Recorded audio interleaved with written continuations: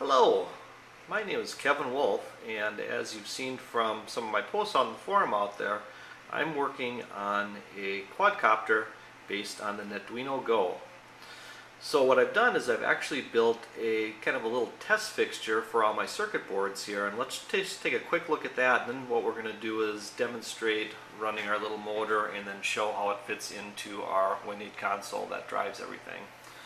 So on our little test fixture here, on the little boards here, we first have our little sensor board here. On that we have a gyroscope, an accelerometer, and a little pressure gauge for detecting altitude. It's also got a little E-squared prom on there to be able to store settings and so on. Next up we have our little Wi-Fi board, GPS board, and just kind of a general purpose I/O type of board.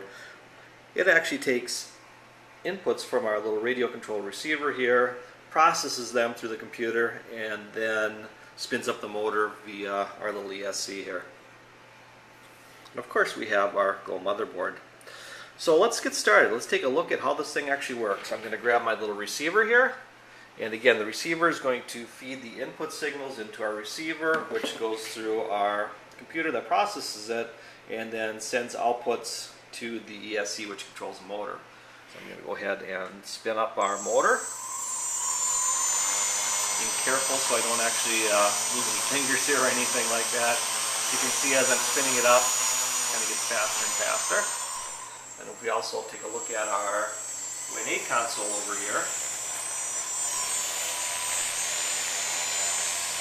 we can see that we have our throttle moving up.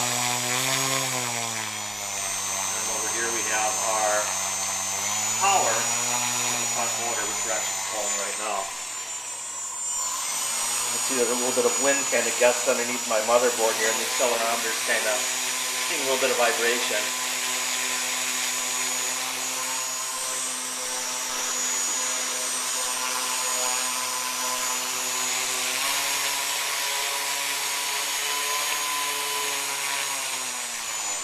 So let's power that down. Let's take a look at another quick, neat little thing here.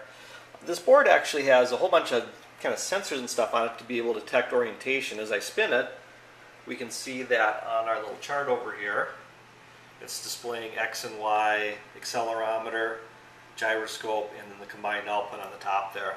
We also have our little artificial horizon and just kind of a simulation of what the actual device is looking like right there. And then we have our compass. Compass has got a little bit of noise in there. I need to work out of it. So anyways, that ends part one of a video series I'll be putting together as I start running this quadcopter.